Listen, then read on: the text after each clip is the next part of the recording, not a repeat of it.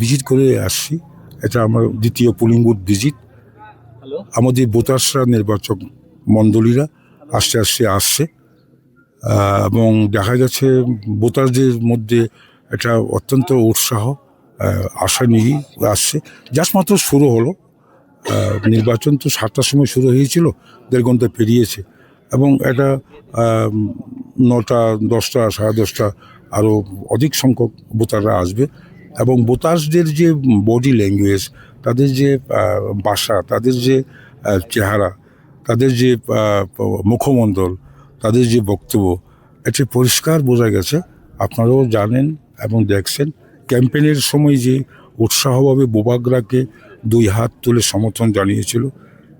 আজকের নির্বাচনের দিনে নির্বাচক মণ্ডলীরাও বোবাগরার পক্ষে, তীব্রমথার পক্ষে আনারস চিহ্নে ভোট দিয়ে বিপুল ভোটে জয়যুক্ত করবেন, এটা আমি আশাবাদী।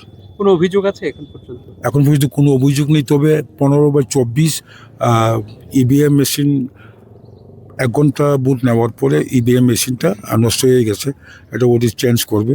এছাড়া 15/7 জীবন সদর এসবি স্কুল, সেখানেও এরকম ইভিএম মেশিন মাঝখানে নষ্ট হয়ে গেছে, ডিফেক্টিভ হয়ে গেছে, বললো, রিপোর্ট দিল এবং ওরা কালেকশন করছে। দেখা যাক।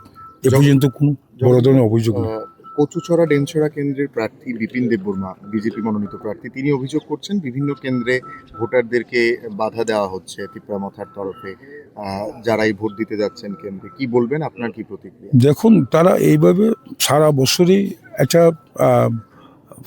ব্লাইন্ডলি অভিযোগ করে আসছে। আমি প্রথমেই বলবো, মুখ্যমন্ত্রী কিছুদিন আগে বলেছিলেন, কোথাও যদি কোনো ভোটার্স আটকায়, কোনো ভোটার্স রাস্তার মাঝখানে কারো দ্বারা হুমকি বা দমক যদি তারা পাইয়া থাকে, বলল মুখ্যমন্ত্রীকে একেবারে একটা টেলিফোন করতে। টেলিফোন করুন, আইনশৃঙ্খলা তো আমাদের হাতে নেই। পুলিশ, তারপরে সেনাবাহিনী, আরও সামরিক বাহিনী পাঠিয়ে ভোটারদের নিয়ে আসুন।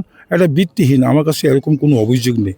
তারা যখন পরাজিত হবে, তারা যখন পরাজয় হবে, আজকে থেকে প্রথম থেকেই অভিযোগ করা শুরু করেছে, এটা ভিত্তিহীন। আমার কাছে কোনো এরকম অভিযোগ নেই।